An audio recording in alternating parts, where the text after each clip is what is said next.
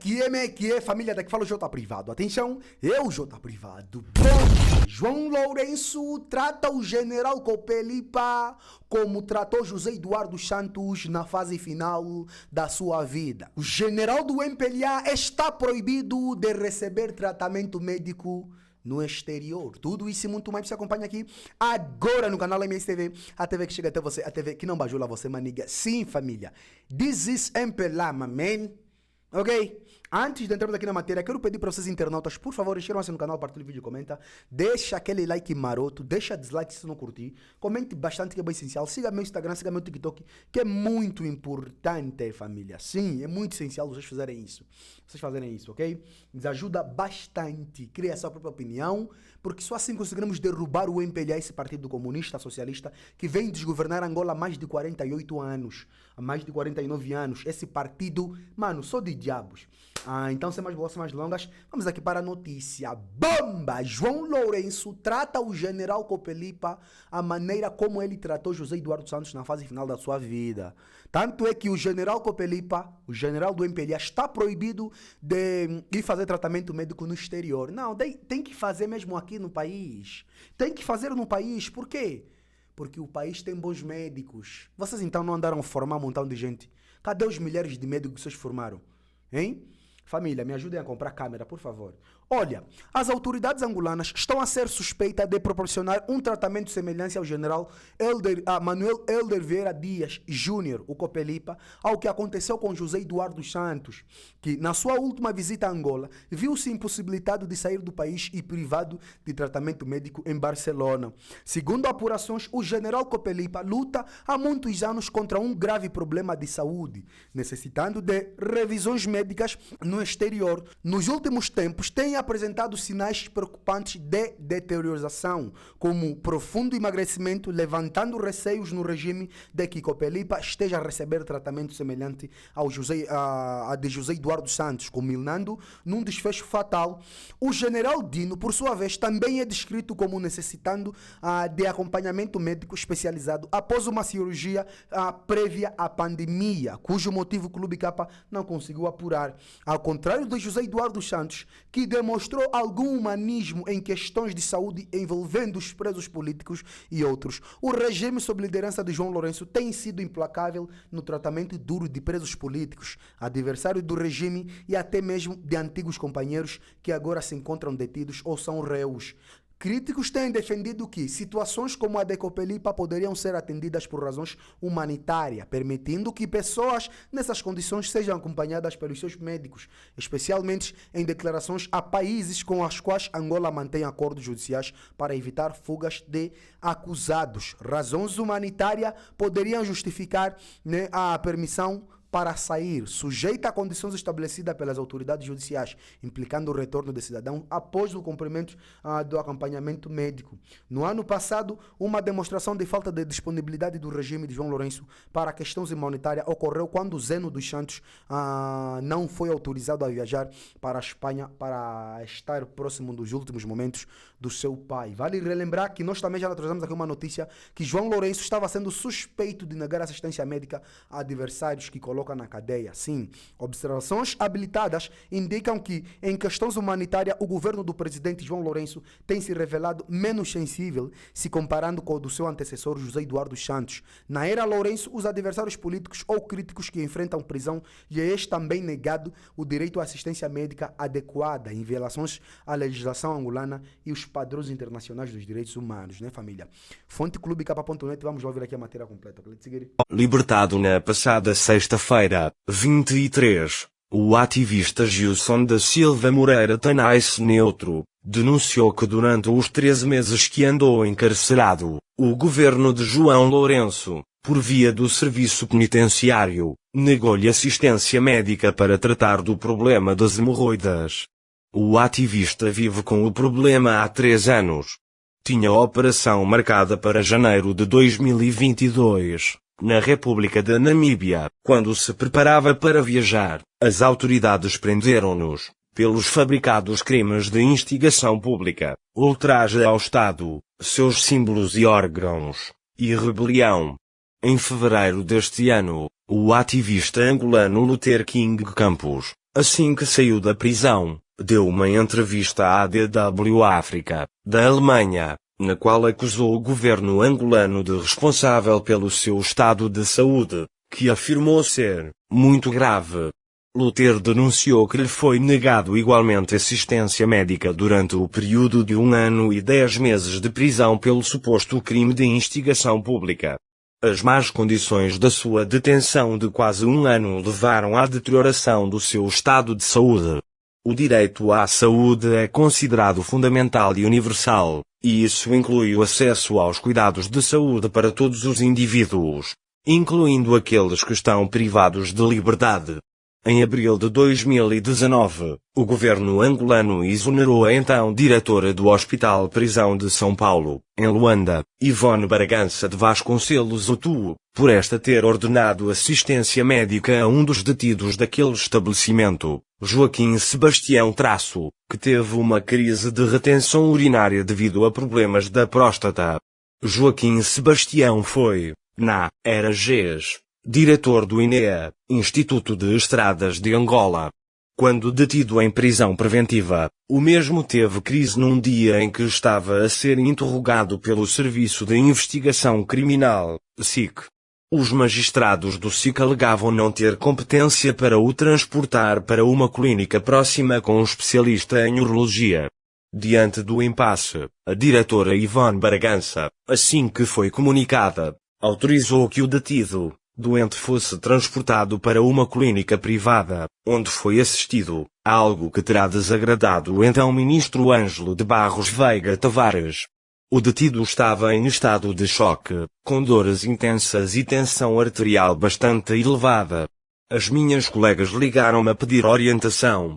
Como o HPS, Hospital Prisão de São Paulo, não tem condições básicas para atender a casos dessa natureza, autorizei que fosse levado a uma clínica privada, onde foi prontamente socorrido, explicou a médica, que foi alvo de um inquérito a mando do então ministro. Em outubro de 2020, os advogados suíços do empresário Carlos São Vicente da empresa AAA, em carta enviada à imprensa internacional, acusaram a Procuradoria-Geral da República, PGR, de abandonar princípios jurídicos básicos, alertando que o estado de saúde do seu constituinte inspirava cuidados por sofrer de diabetes e de ter problemas cardíacos. Face à pressão externa, as autoridades transferiram-no da cadeia de Viana para o Hospital Prisão de São Paulo, HPSP, em Luanda, assegurando que lhe marcariam uma consulta externa para ser assistido por um especialista na Clínica Girassol. O antigo ministro dos Transportes, Augusto da Silva Tomás, que se encontrava a cumprir uma sentença de 14 anos, na cadeia prisão de São Paulo de Luanda, viu negado o pedido para dar continuidade, numa clínica de Luanda, ao programa da sua reabilitação pulmonar.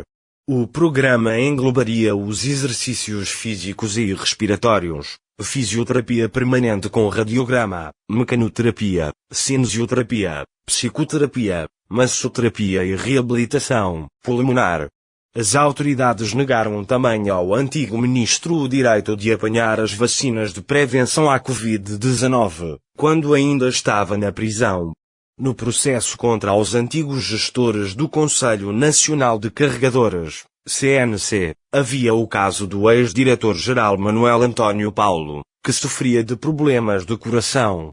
Os serviços prisionais recusaram-lhe o pedido para se deslocar ao exterior, a fim de mudar a bateria do pacemaker, dispositivo médico implantável que tem o objetivo de regular os batimentos cardíacos, que usava no coração. Aos 29 de janeiro de 2021, Manuel Paulo teve uma paragem cardíaca, na sua residência, em Luanda, onde cumpria prisão domiciliar, e foi levado para a Clínica Sagrada Esperança, onde faleceu. No ponto de vista dos seus familiares, se o governo angolano tivesse autorizado a sua deslocação ao exterior, o destino de Manuel Paulo podia ter sido outro, e não a morte. Caso Zino dos Santos José Filomeno dos Santos não esteve doente, mas sim o seu pai. Em maio de 2022, Este filho varão do antigo presidente da República José Eduardo dos Santos viu-se impedido de viajar para Barcelona para ficar próximo de seu pai, que se encontrava gravemente doente no leito da morte. Apesar de ter sido condenado a 5 anos de prisão no caso 500 milhões, José Filomeno dos Santos não estava impedido legalmente de viajar, porque, em junho de 2019, no acórdão sobre o recurso do despacho de pronúncia, o Tribunal Supremo levantou todas as medidas de coação e Zino dos Santos ficou livre para viajar dentro e fora do país e deixou de estar obrigado a apresentar-se, periodicamente no tribunal.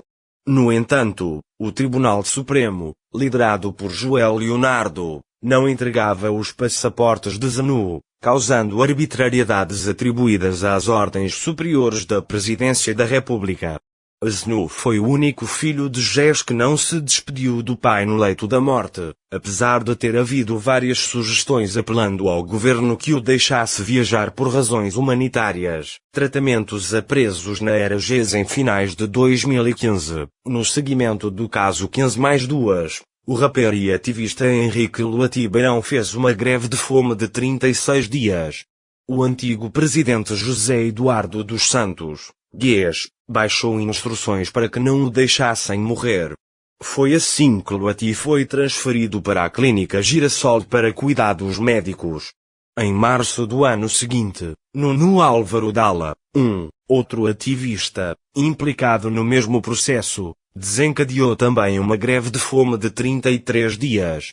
O governo enviou-o depois para a clínica Girassol, pertencente à Sonangol, para receber tratamento.